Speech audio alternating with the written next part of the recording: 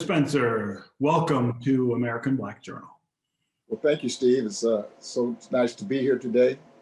Thank you very much. Yeah. So let's start with our deepest condolences here at Detroit Public Television and American Black Journal to you at WGPR for the passing of Karen Hudson Samuels. I was stunned, as everybody was, to learn that she had died, and I've said a couple times over the past week that Karen and you, to some extent, I kind of considered you guys almost co-hosts of American Black Journal, and certainly part of the American Black Journal family, because you're on so much and you've contributed so much to the work that we do here, trying to preserve Black culture and history and lift up Black voices. So just personally, the sense of loss from Karen dying is just really hard to imagine. So again, our deepest condolences to you guys. Thank you, Steve. Yes, it's a great loss for me personally, because Karen and I have been friends since 1976 when she first started with WGPR, and of course it's a great loss to the museum. It's a great loss to the city of Detroit, because Karen had so much involvement in so many different things. You know, as you say, she's been on your show for a lot of reasons, for all kinds of projects that she's been involved in, but not only with the museum, but also with the Black Historical Sites Committee and just other things that she was engaged in, which had her involved in a lot of things that you found interesting enough to bring on and to present to your public. And so we appreciate that. We appreciate you as well. And thank you for your condolences. Yeah. And of course, the timing, though, of her passing, I think reminds us of, again, the power of the work that she did. This designation of WGPR as a National Historic Site. And it's happening in large part because of the work she did.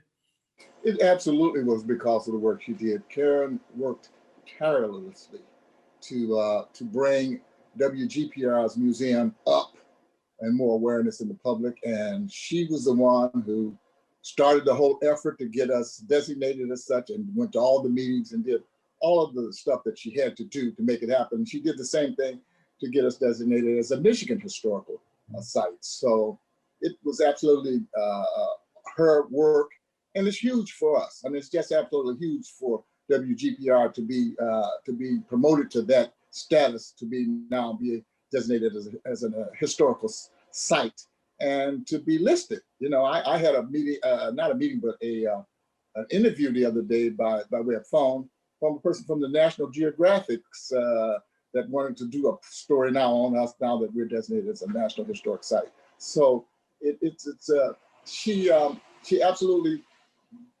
she jammed, she banged it up, and then she dropped the mic. She went on to glory. And she will never be forgotten. She will always be a part of what we've done, and to much of our success has been credited to her. Yeah.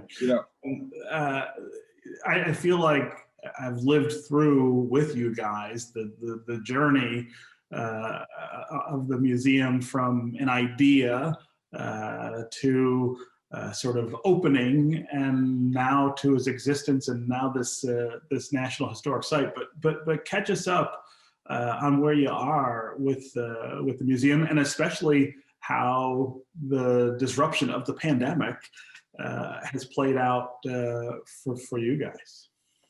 Well, yes, we have been disrupted by the pandemic. We closed at certain times because the radio station closed, because we were housed in the WGPR FM's radio station building. Mm-hmm. And so we did have to close, but we are currently open.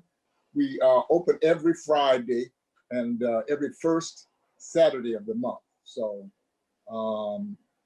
we will continue that. And in fact, we are now even discussing of expanding the amount of days that we're open. And we're really going to make a big thrust to get more people involved so that we can expand the amount of time that we are available for the public to see us, especially with the new designation.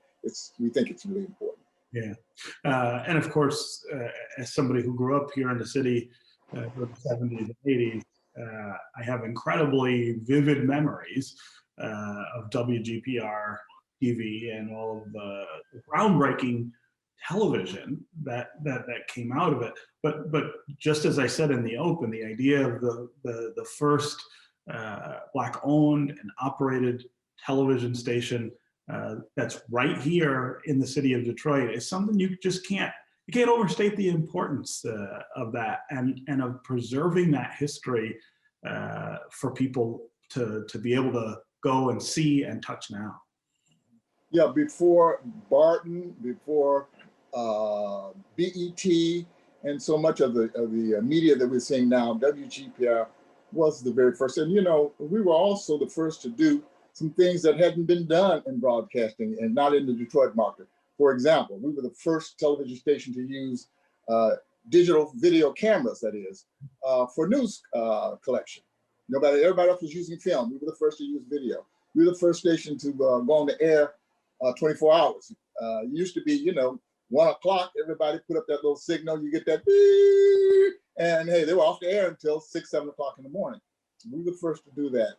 And of course, we produced a lot of our programming because we had no network affiliation. So therefore, we had to fill our hours with programming of all sorts. We did have syndicated programming and we did have films and those kind of things, but we produced an awful lot of talk shows, we had the dance shows, entertainment shows. Karen, in fact, at one time hosted a program called Black Theater, and it featured films from the 30s and 40s that were produced and starred Black people in it. So, you know, we just had a lot of programming that nobody else was doing, and we did a lot more of it. And as a result of that, we also gave a lot of young African-American men and women their first opportunity to be brought into the world of broadcasting, their first opportunity to produce a show, to write a script, to appear on camera, to operate a camera, you know. And as a result of that, many of these people went on to have wonderful careers in broadcasting. And I think you know 1 or 2 of those people as well that had that benefit and have been a great contributor to Black media in this town and to media in general. You know, your producer, in fact, is That's right. got her start with WGPR, and just a fabulous person, Miss Daphne Hughes. Yeah. So yeah, it's been great, you know, and the journey from the time that we just decided, hey, that this is the legacy of WGPR should not go into into darkness and no one ever hear about it anymore, and that we should do something to preserve that legacy.